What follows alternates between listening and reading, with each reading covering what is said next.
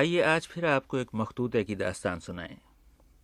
7 April 1969 کی صبح دلی کے ایک اردو روزنامے میں یہ اشتہار شائع ہوا: مرزا غالب کی تحریر دستیاب، ضروری اطلاع۔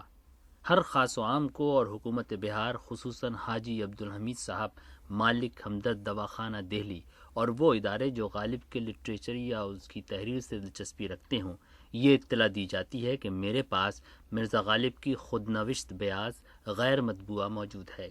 اس کی خریداری کے لیے مجھ سے ملیں یا خط و کتابت کریں۔ نوٹ: بیاض کی قیمت کم سے کم 6,000 روپے ہوگی۔ توفیق احمد قادری چشتی، امروہہ، ضلع مراد آباد۔ عین ان دنوں جب دنیا بھر میں غالب کی 100 سالہ تقریبات منائی جا رہی تھیں، امروہہ سے پرانی کتابوں کے تاجر توفیق احمد صاحب کا یہ اعلان ایک دھماکہ ثابت ہوا کہ انہیں ایک ایسا دیوان غالب مل گیا ہے جو خود غالب کے ہاتھ کا لکھا ہوا ہے، اور وہ بھی ایسا دیوان جو کبھی شائع نہیں ہوا۔ توفیق احمد صاحب نے خود اس نادر روزگار بیاض غالب کی قیمت 6,000 روپے لگائی۔ اردو کی تاریخ میں مرزا غالب کی نسبت سے یہ ایک بہت بڑا اور اہم واقعہ تھا۔ ہندوستان کے خبر رساں اداروں نے یہ خبر ساری دنیا میں پھیلا دی، اس کی دھوم مچ گئی، لوگ اس بیاض غالب کی ایک جھلک دیکھنے کے لیے بے چین تھے، چنانچہ کچھ عرصے بعد دلی اور لاہور سے بیاض غالب کے عکس شائع ہو گئے۔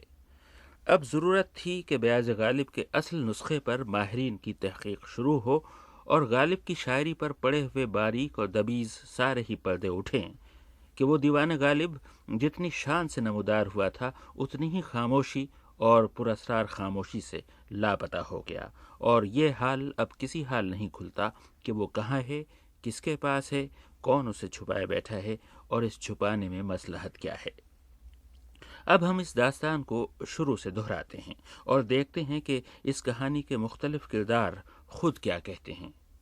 سب سے پہلے ہم امروہہ کے توفیق احمد قادری چشتی صاحب کے پاس پہنچے اور ان سے پوچھا کہ انہیں بیاض غالب کا یہ یکتائے روزگار نسخہ کہاں سے اور کیسے ہاتھ لگا۔ جو نسخہ ہے غالب بخط غالب 5 اپریل سن 69 کو میں نے بھوپال سے 11 روپے کا خرید کیا تھا۔ اس کے ملنے کی بھی ایک عجیب کہانی ہے۔ میں یہاں سے تقریباً 8-7 ہزار روپے کی پونجی لے کر بھوپال گیا۔ وہاں جانے کے بعد جب میں وہاں ٹھہرا تو ایک وہاں کے کباڑیوں سے میری ملاقات ہوئی۔ ایک کباڑی جب میں پہنچا تو اس نے مجھ سے کہا کہ ہم آپ کو کتاب دلوائیں گے۔ وہاں پر ایک پرانی کتابوں کا ویاپاری تھا، اس نے ہم کو اپنی کتابیں دکھلائیں۔ جب کتنی الماری کھولی اس نے، بہت سی کتابیں نکلی، دیوان غالب نکلا اور بھی کتابیں نکلی۔ ہم نے جاتے سب سے پہلے دیوان غالب پہ ہاتھ نہیں رکھا، بلکہ ہر کتاب کو ہم پوچھتے چلے گئے۔ یہ ہمارا تجارتی ٹیگ تھا۔ اور اس کے بعد ہم نے ان سے کہا کہ اس کتاب کی کیا قیمت مانگتے ہیں، تو انہوں نے کہا کہ آپ بتائیے، آپ بتائیے۔ تو اپنے وہی تاجرانہ اصول اختیار کیا ہم نے کہ ہمارے یہاں ایک اصول ہے کہ بیٹے کا نام ہمارے یہاں باپ ہی رکھتا ہے، آپ اس کی قیمت بولیے۔ انہوں نے ہم سے اس کے 25 روپے اولن طلب کیے۔ ہوتے ہوتے وہ 10 روپے کا سودا ہوا اور 1 روپیہ انہوں نے ہم سے اور لیا۔ آپ کو اندازہ ہو گیا تھا کہ یہ کتاب کتنی اہم ہے؟ یہ مجھے اندازہ ہو چکا تھا۔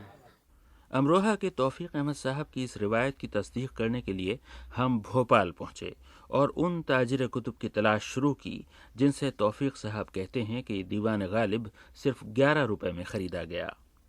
بھوپال میں ہم نے ایک صاحب جناب محمود حسن کو ڈھونڈ نکالا جو نہ صرف ان تاجر کتب بلکہ اس دیوان غالب کے معاملے سے بھی واقف تھے۔ ہم نے ان سے پوچھا کہ امروہہ کے توفیق احمد صاحب کو یہ دیوان غالب کس نے دیا تھا؟ توفیق الحسن صاحب نے، اور وہ اصل میں کسی کباڑی کے یہاں ردی میں مل گیا، وہاں ابراہیم پورے میں پٹھان کباڑی ہیں ان کے یہاں، اور ان کے ہاتھ لگ گیا اور یہ سمجھے نہیں۔ حالانکہ ڈاکٹر امیر حسن صاحب جو فارسی کے پروفیسر تھے اس کے دلی یونیورسٹی کے، اس کو تشریف لائے تھے اس کی تلاش میں۔ انہوں نے میرے سامنے ان سے کہا تھا کہ اگر تم اس کو نہ سمجھو تو میرا کہا تھا کہ اس کو بتا دینا، یہ مجھے اطلاع کر دے گا تو میں اسے لے لوں گا آپ سے۔ اب ہم شفیق الحسن صاحب کی تلاش میں نکلے۔ وہ بھوپال کی ایک مسجد میں ملے۔ ہم نے دریافت کیا کہ کیا یہ صحیح ہے کہ امروہہ کے توفیق احمد صاحب آپ سے بیاض غالب صرف 11 روپے میں لے گئے؟ شفیق الحسن صاحب نے کہا کہ وہ تو میں نے مزید تحقیق اور تصدیق کے لیے انہیں عاریتاً اور امانتاً دی تھی، اسے وہ 11 روپے کی ایک اور کتاب کے اندر رکھ کر لے گئے تھے۔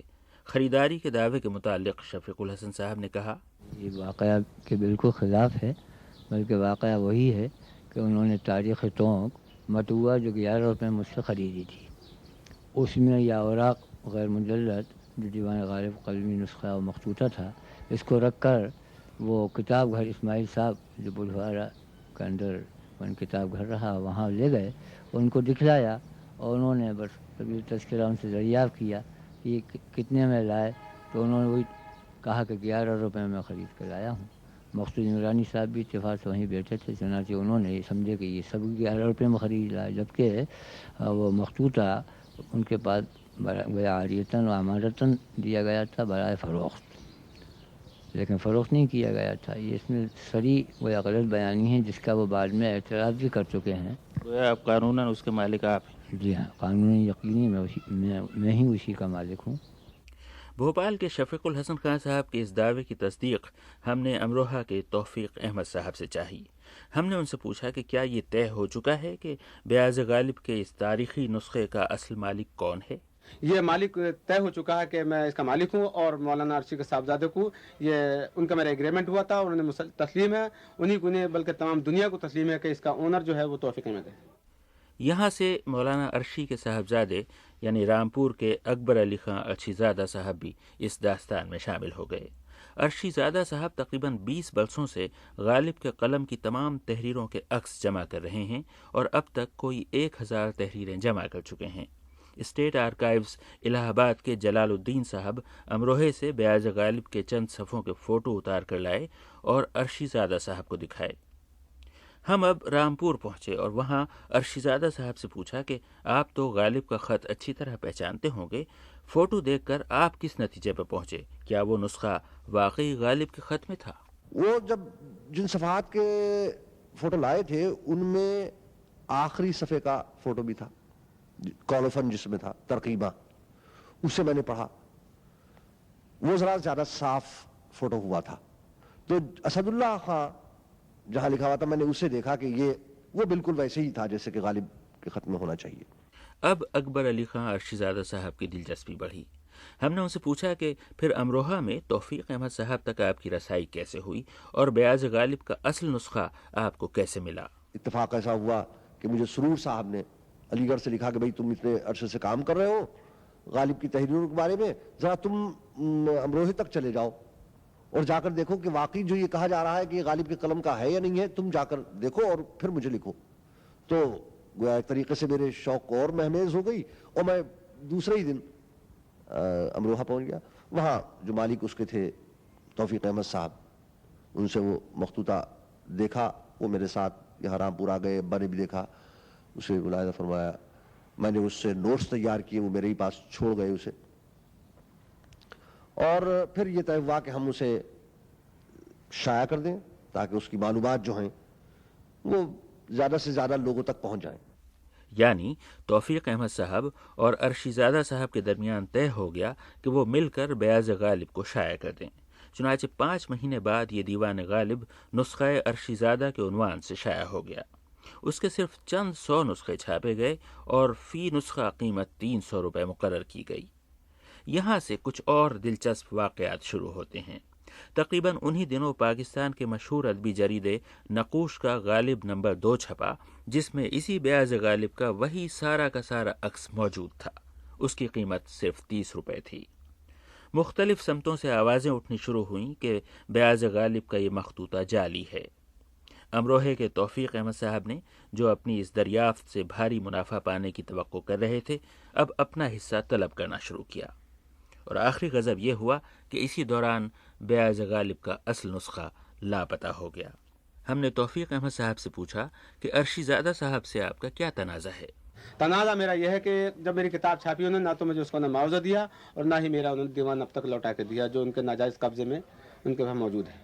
اس پر ہم نے عرشی زادہ صاحب سے پوچھا کہ دیوان غالب کا اصل مخطوطہ کس کے قبضے میں ہے؟ میں قطعی طور پر تو نہیں بتا سکتا، میں تو صرف اتنا بتا سکتا ہوں کہ میں نے اس کے مالک جو تھے توفیق احمد صاحب ان کو واپس کر دیا تھا۔